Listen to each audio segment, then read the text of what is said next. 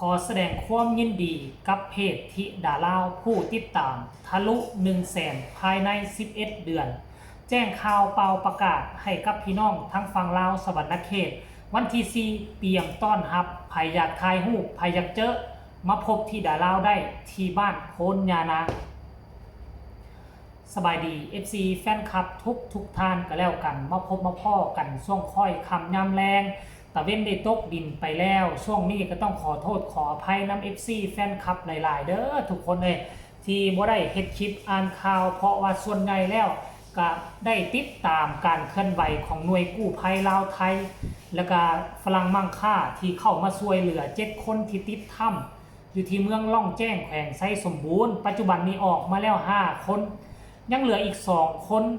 มือวานนี้กับมือนี้มีสัญญาณตอบรับจากการตีผนังถ้ำขูดผนังถ้ำนั่นถือว่าเป็นข่าวดีแต่ว่าบ่สามารถเข้าไปเอาได้ฝนตกมือวานนี้10 นาทีน้ำท่วมในถ้ำคือเก่าคันว่ากู้ภัยเข้าไปก็คือกลายเป็นผู้ประสบภัยทันที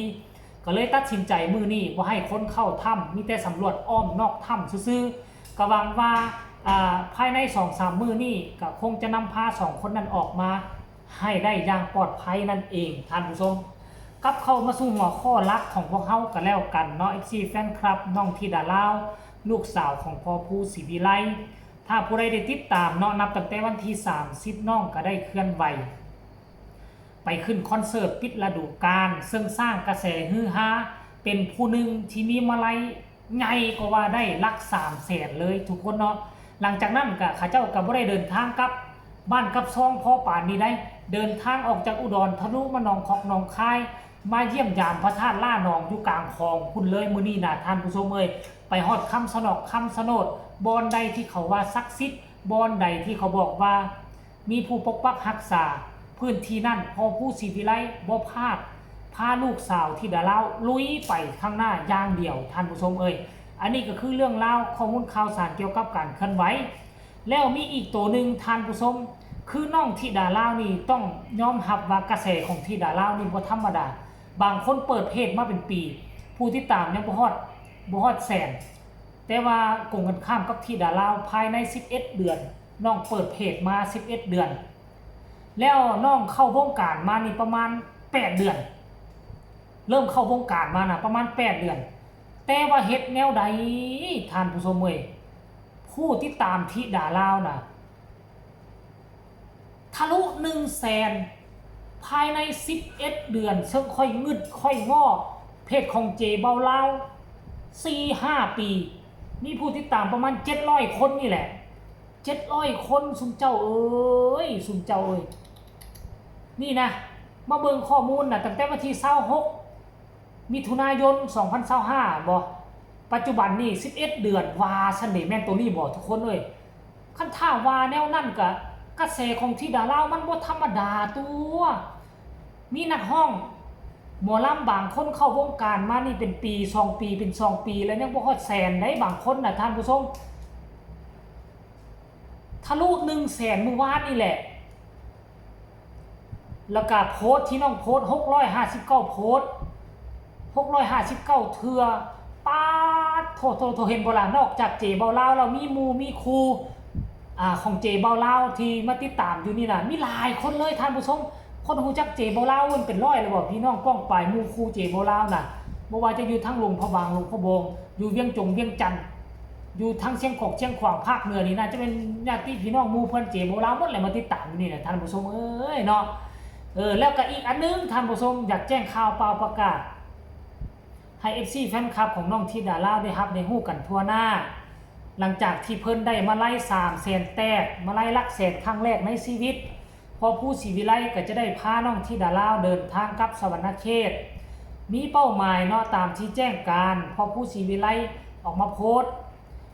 มื้อวานนี้นั่นเองเนาะวันที่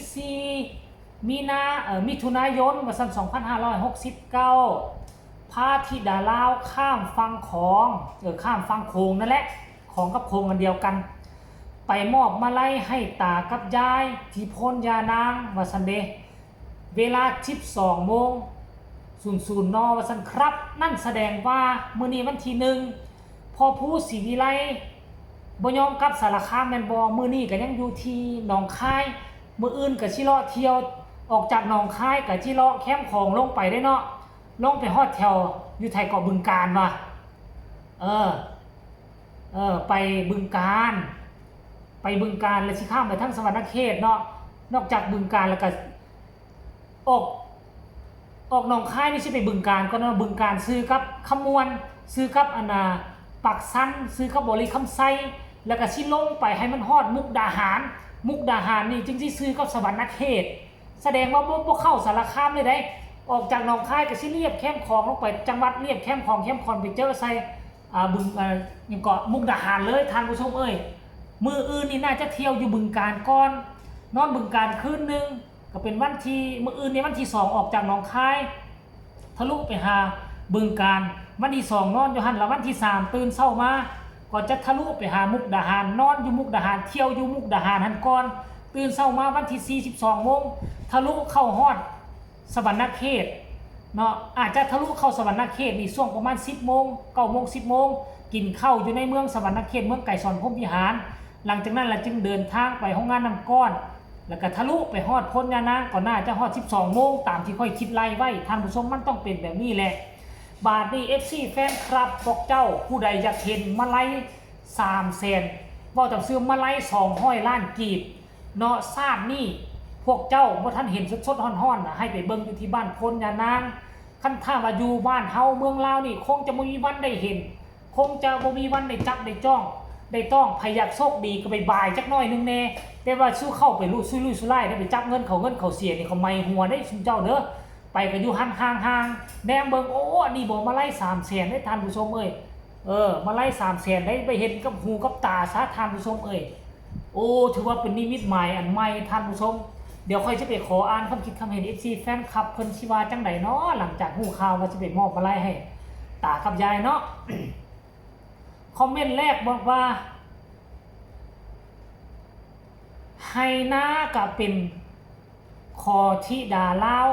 คือเก่าครับว่าซั่นเด้เพราะเงินส่วนนี้น้องธิดาลาวก็สิเป็นของลูกของหลานนั่นแหละท่านผู้ชมอันที่1มาพ่อของพ่อเฒ่าแม่เฒ่าของน้องธิดาลาวบ่มีลูกผู้ชายติคือสิมีลูกแต่2คนมีแม่ธิดาลาวกับน้องกับน้าสาวธิดาลาวบ่ก็สิเป็นของไผก็สิเป็นของกันอยู่นี่แหละบ่เขาก็แบ่งให้กันหมดทุกคนล่ะแบ่งให้แม่ธิดาลาวก็สิตกเป็นของธิดาลาวนั่นล่ะอีกอย่างคันว่าน้องธิดาลาวไปไทยไปถอนเอามาน่ะแนวใดเขาก็แบ่งให้ 100% บ่ไปใส่ดอกบ่เอามาเป็นประเด็นดีกว่าท่านผู้ชมเนาะคอมเมนต์ต่อไปดีใจกับเจ้ลอยน้ำเด้อครับว่าซั่นเจ้ลอยสิได้กลับบ้านอีกแล้วแม่นบ่ล่ะ ช่วงนี้ขาดโรงเรียนดูเว้ยขาดเป็นอาทิตย์เนาะเดินทางปลอดภัยค่ะสุดยอดค่ะว่าซั่นคนนี้ว่าคอมเมนต์นี่บอกว่า